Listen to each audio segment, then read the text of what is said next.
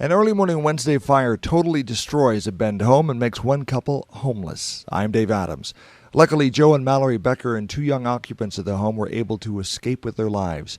I had a chance to talk to the couple and get their story. In the middle of last week, a Bend home south of downtown went up in flames in a rather dramatic fire that many in the community saw. They saw either the flames or the smoke or the coverage on the media.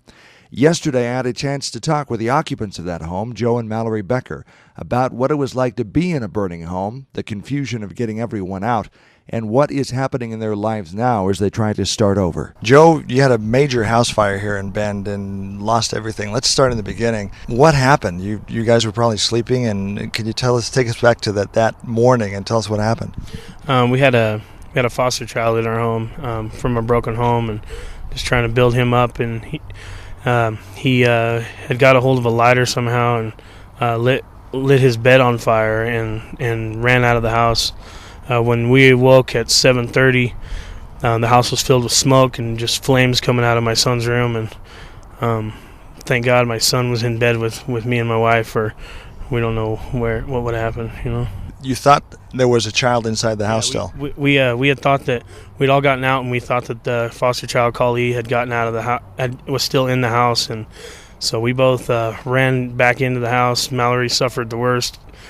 She had a lot of smoke inhalation. Me and Joven were released from the hospital with minor smoke inhalation. Yeah, so that was pretty scary. I crawled in on the floor to try to get in there, and she just ran full force in there. Her motherly instincts kicked in. And Mallory, that's a pretty scary thing to do. That's a pretty brave thing to do, to run inside a burning house. Not so much when you think that there's a 4-year-old inside. People keep saying that, but I think if you're in that moment, as a mother especially, a 4-year-old, he's defenseless. The house was black with smoke. It wasn't really bravery. It was just, there's a child in the house and somebody needs to go inside and get him. But when I ran through the kitchen, the ceiling started falling, and so I had to run back out. And thank God he was already out of the house. So how far did you get back into the house? About halfway through our kitchen. I went through the back, through our laundry room, and ran in because the boys' bedroom was right on the other side of our kitchen.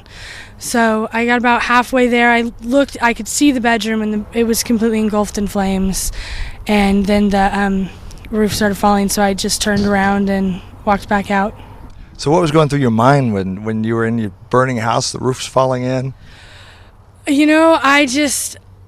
Where's Kali? That's the only thing I can think about is, where's he at? I just, praying that he wasn't in the house. It was pretty much all I could think about, was getting Kali out of the house or making sure that he was out of the house. And as soon as I got back out of the house and started running around to the front, because I was going to try and go in the front door, Joe told me that someone had found him down the street, and he was okay.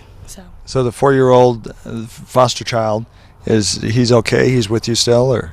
He's not with us. He's back with his mother right now. But yeah, he was fine. He basically started the fire and left. He was probably out of the house for a half an hour before we even woke up. So Joe, where are you now? You've lost pretty much everything, haven't you? We've lost everything we own. Yeah, everything got burnt. It's just stuff, but it's, Let's talk about that a little bit. People might say, well, it's just stuff, but it's your personal stuff. So for people who haven't experienced that kind of loss, give us kind of an insight as to how that feels. Well, it was pretty... I keep thinking about, I'll just go get that. And then I'm like, oh, no, I don't have that anymore.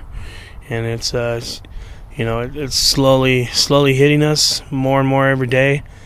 And it stinks, but...